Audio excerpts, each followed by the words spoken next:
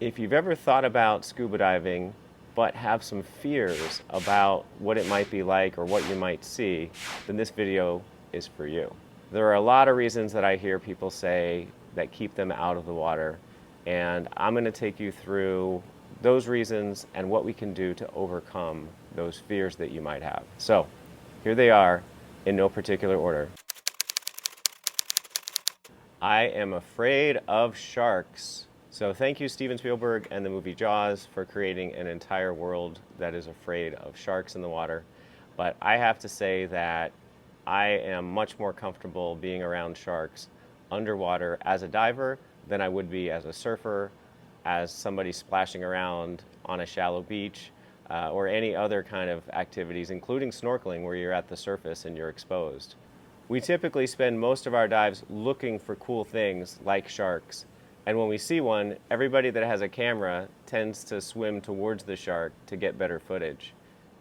There are places you can go where you'll actually see more sharks than on a typical dive, and maybe that's not for you to do a shark dive where you're surrounded by them.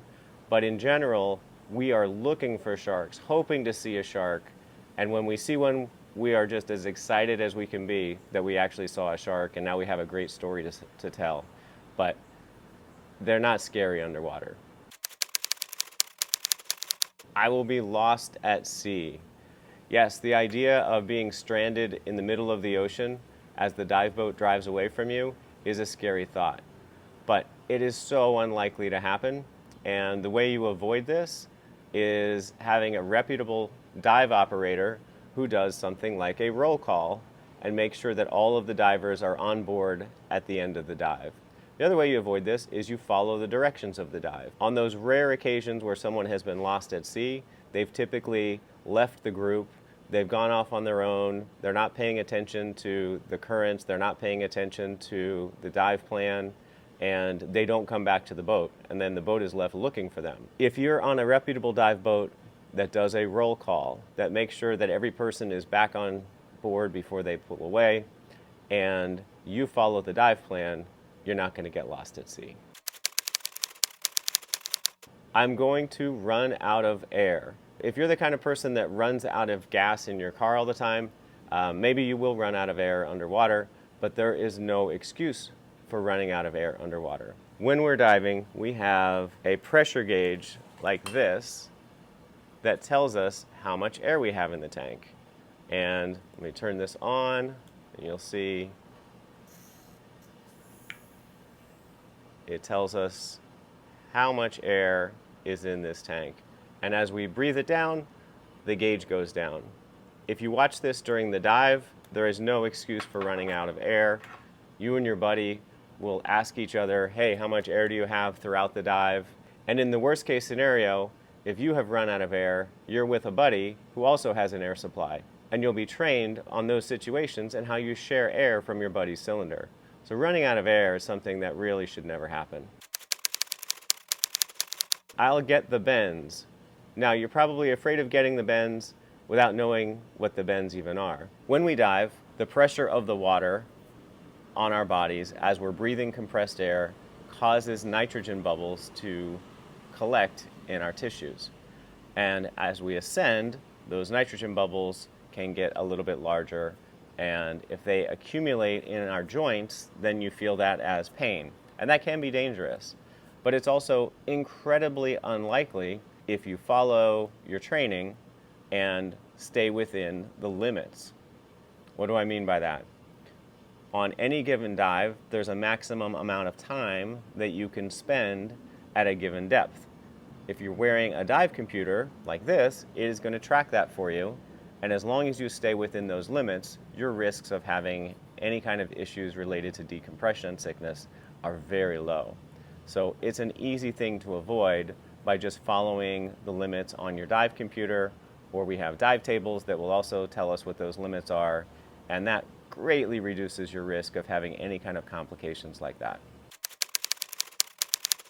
I am not a strong swimmer. You actually don't have to be a real strong swimmer to scuba dive. But if you're comfortable in the water, if you can jump off of a boat and swim around in the ocean, or you're comfortable swimming around in a pool, then you'll be totally fine scuba diving. At the very beginning of an open water class, we do a brief swimming assessment, and you need to be able to swim 200 yards or 200 meters without stopping. You also need to be able to tread water or simply float for 10 minutes. So those are kind of the basics to be able to be that comfortable in the water. If you don't have basic swimming skills like that, then it would be good to do some swim classes before you try to take up scuba diving or even snorkeling. You'd feel so much more comfortable in your abilities. So if you're reasonably comfortable in the water and can swim short distances, then scuba diving will be a breeze. You're wearing fins that are going to propel you through the water. You have a buoyancy compensation device that helps you manage your buoyancy so that you're neutral in the water, not going up, not going down. And it's actually weightless and effortless. And most of the time, you're just drifting along and kicking very gently underwater. So being comfortable in the water, yes, that's important. But being a strong swimmer, not that important. I'm too old. I've actually trained a few people in their 70s recently, and they thought that. They were like, am I too old for this? And they were healthy, they had the right mindset, and they had a blast and have become avid divers since. We have divers on the boat all the time that are in their 60s, 70s, and beyond. There's no upper age limit to enjoying scuba diving. It's all about your health. And prior to diving, you'll complete a medical form that will assess certain risk factors. And the best thing that you can do is meet with your doctor, discuss an interest in scuba diving, what that's going to be like, and let your doctor make the assessment about whether you have complications that could get in the way of being a safe diver. But for most people who are in reasonable health, scuba diving is not a problem at all. I feel claustrophobic. This one is probably one of the hardest for me to understand and relate to, because when you're diving, you're looking out at the vast expanse of the ocean, and you're not feeling confined at all. You are floating weightless through water like an astronaut, and so the last thing you feel is claustrophobic. You put a mask on your face, it's clear, helps you see perfectly underwater. We use a regulator like this that supplies air to us when we're underwater.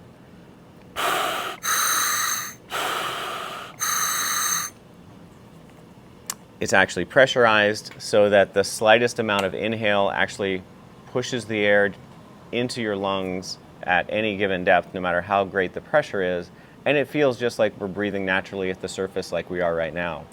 And so it is a real effortless feeling. I always begin my classes with new open water divers by just breathing like that at the surface. And then we breathe like that, and we put our face in the water at the surface. And then we go a little bit further down in the water, and we put our masks on, and we do the same thing.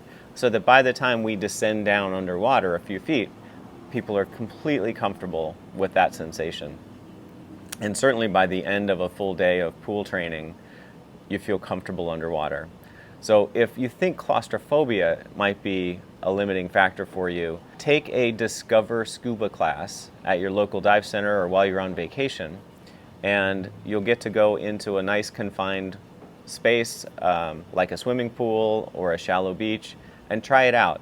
Because most likely after you experience breathing on a regulator like that and looking underwater at the same time, you'll realize there's nothing claustrophobic about it. I have ear problems.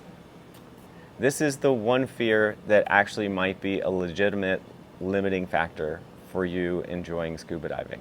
Some people do have conditions with their ears. Let's say they have a perforated membrane or something like that that could prevent them from equalizing underwater, and that actually might prevent you from scuba diving. When we dive, we experience the pressure of the water pushing in on our ears. We balance that out by equalizing. We pinch our nose, we blow gently, it equalizes that space so that the water pressure is equal to the air pressure inside of our ears, and it's painless and you shouldn't have any discomfort. It's kind of like when you're on an airplane and experiencing descents and ascents and how that changes the pressure in your ears. So if you do have a condition with your ears that might prevent you from diving, the best thing for you to do is go see an ear, nose, and throat doctor, a specialist who can look in there and give you an assessment of whether he or she thinks you have a condition that might prevent you from scuba diving. But for most people, with a little bit of training and a little bit of practice and a few different equalization techniques, ears become a complete non-issue. If you have a cold or you're congested, you shouldn't dive. And that's something we stress in open water training. But if you're healthy, you have no problems with your ears, then most likely equalization is not going to be a problem and you'll do perfectly well scuba diving. So that's it. Those are the things that I most commonly hear as fears for why people don't want to try out diving. If you found this video interesting or helpful, please be sure to like the video, click the subscribe button, and in the comments, add any things that you feel are fears that you have about scuba diving, or how you've overcome some of the fears that you thought you were going to have when you first started diving. And I'll see you here next time on the channel.